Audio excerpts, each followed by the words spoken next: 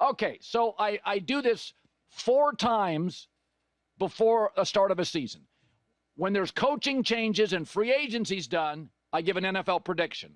Then after the draft, yes, drafts matter, I make another prediction.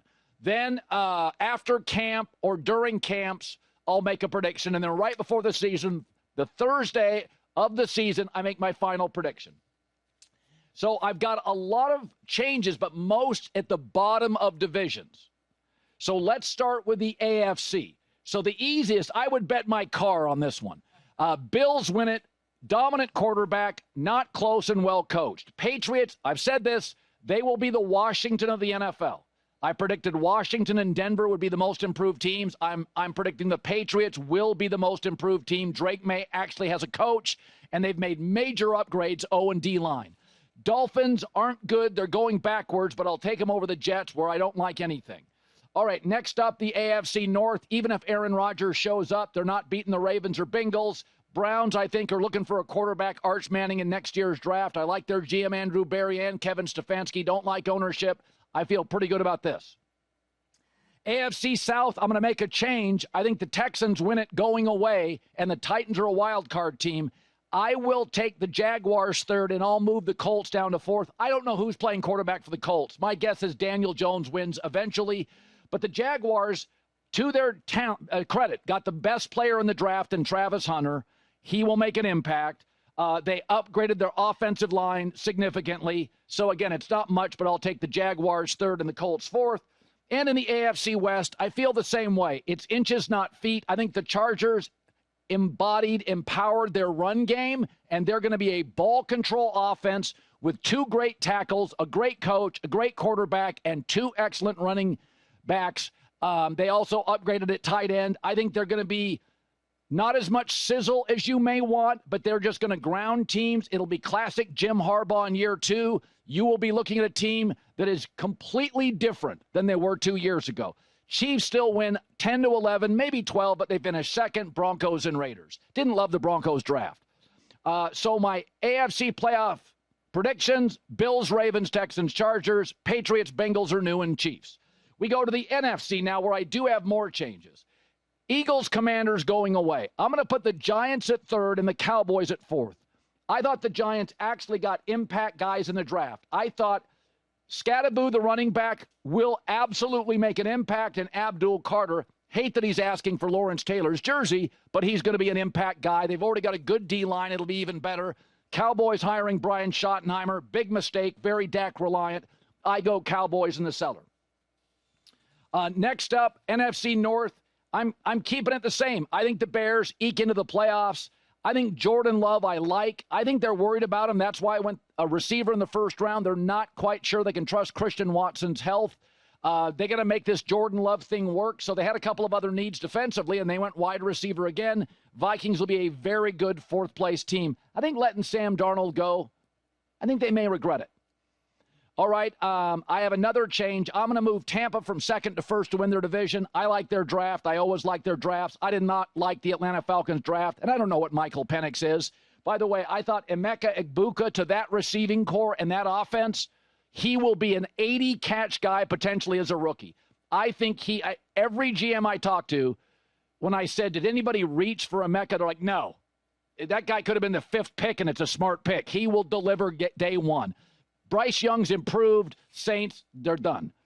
And finally, yeah, you can see it. I think the Rams are going to win it. I think Seattle's defense, I thought Seattle had the best draft in the NFL. I thought Arizona and Cleveland had the second best drafts. Arizona's defense is going to be a handful. Their offense is fine also. Marvin Harrison and Kyler Murray now go to a second year together. That matters. I don't like what I see with the Niners. I did not like their draft at all. I think when you look at the Niners draft, I see Kyle Shanahan taking some reaches here to help him and not the future. He wants to win now. I didn't like the Niners draft at all. I'm not saying they're a 5-win team, but I think Arizona can win 10 to 11 games.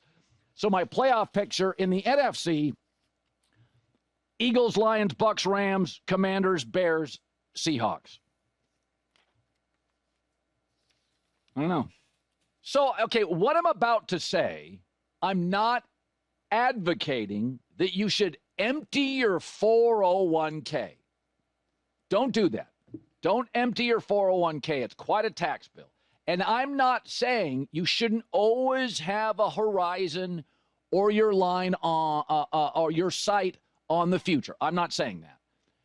But when it comes to sports, sometimes these teams are busy preparing for the future. Just win now. Don't worry about the succession plan. So I was thinking about this with the Rams. Matt Stafford just finalized a new deal, $44 million a year, very team friendly. And Sean McVay, the head coach, smart guy, says, hey, I think I'd like to keep him around for a while. So he's 37 years old. And the Rams have 2 first-round picks next year. And my take is take the best offensive tackle and the best corner. Why do you have to take a quarterback? You think that guy's going to come in and be better than Matt Stafford in the next 2 to 3 years? Remember, Stan Kroenke is the richest owner. He'll just go overpay and buy the richest quarterback. And Sean McVay at 37 will squeeze every last ounce of juice out of Matt Stafford. Stafford's 37. Do you remember what Tom Brady did after turning 7? 4 Super Bowls, 3 MVPs in Super Bowls, 47,000 yards throwing, and 120 wins. And I'm not saying Stafford is Brady, but that's Tom post 37. Why did the Patriots move off Brady? Was Tom the problem? The opposite. He was the life preserver in New England. The boat sank the minute he left. They couldn't draft. Belichick took over personnel and had a 7-year stretch where he couldn't draft players. This whole thing about replacing Matt Stafford. Think about this. If you think I'm wrong, think about the teams. Let's take Mahomes out of this, who may be the most talented quarterback ever. Let's just take him out. I'm going to name quarterbacks, first-round quarterbacks, who were home runs, not A's, all-time talent. Lamar Jackson, Josh Allen, Justin Herbert, Joe Burrow, C.J. Stroud. 0 Super Bowls. 1 Super Bowl appearance. Add all their years up. 1 Super Bowl appearance. Joe Burrow. And who to get beat by? Guy over my shoulder, Matt Stafford. This idea of the succession plan. I'm not saying the Rams can't take a quarterback in the 3rd or 4th round next year or 5th round. Even if you got Drew Aller, how many years would Drew Aller, how many snaps in the NFL would he have to take until he was as good pre-snap as Matt Stafford? That's 4 years. Stafford's one of the best pre-snap guys in the league. He's on a short list of Peyton Manning, Brady, Mahomes, pre-snap. Getting yourself, he's a brilliant, and he's also got one of the great natural arms in the league. So, I mean, it's different than Aaron Rodgers in Green Bay. Colin, what about Aaron Rodgers in Green Bay? He was declining. He was a pain in the butt, and his last year he had a losing record. Stafford is 1 play from getting to the NFC Championship. So whenever I see this, we do this all the time in sports. People have been trying to bury the Warriors and Steph Curry for years. They tried to bury Brady forever. New England should have just kept Brady, and Belichick should have hired a real GM and let him draft players. The boat sank the minute he left. If Steph Curry left tomorrow, Warriors are done. I mean, how long have the Bulls been rebuilding post-Jordan? Last dance. Last dance? How about you dance until I have to bring in an oxygen canister? The Bulls are still trying to replace Michael. The Dolphins are still trying to replace Marino. Denver had to go buy Peyton Manning to replace Elway, and he was on his 4th neck surgery. When something is great in sports, we buried Tiger. Then he won another Masters. I mean, Jack Nicklaus at the end. We do this in Hollywood. We're trying to find the next star. Who fills a theater? Tom Cruise. I mean, everybody thinks Silicon Valley is all these 21-year-old hipsters. All the big dogs. Zuckerberg now, 40s, 50s, 60s. So this idea that, the succession plan for Matt Stafford, there isn't one. The Rams have virtually no chance to draft a quarterback, not only not as good as Stafford, or maybe not as close to as good as Stafford. That's how good he is. Because even the teams like Buffalo and Baltimore and Houston and the Chargers, all these teams at Cincinnati that have hit home runs, they're not getting the Super Bowls. They're not, sometimes these teams, last year Burrow didn't even make the playoffs. So Matt Stafford's deal is so reasonable for his talent. And I understood. The Rams, I've talked to them. They didn't love this year's quarterback class, and they think next year's is better. And by all means, if you're not going to get Arch Manning, they'll be too good. It doesn't matter. But if you can move up and say, and not have to give up one of your first-round picks, but this idea that I'm going to give up 2 firsts, couple of 5s, a 6 to get my guy, just get Stafford better players. The Rams should have drafted a corner. They didn't. That's why they're interested in Jalen Ramsey. So those first 2 picks next year, go get the best corner. End of the first round, it's a very good corner draft. Top of the first round, it's a very good offensive tackle draft. Those are the 2 positions they need, and that's about it. This team's good enough to win a Super Bowl.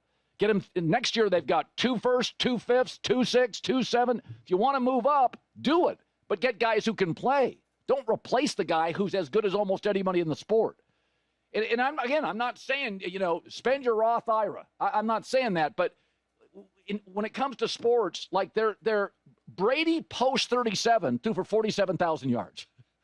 You telling me if you use next year's draft, they need a corner, and then you just got another high draft pick offensive line, another tight end, another receiver. Just give Stafford better gifts instead of trying to replace him.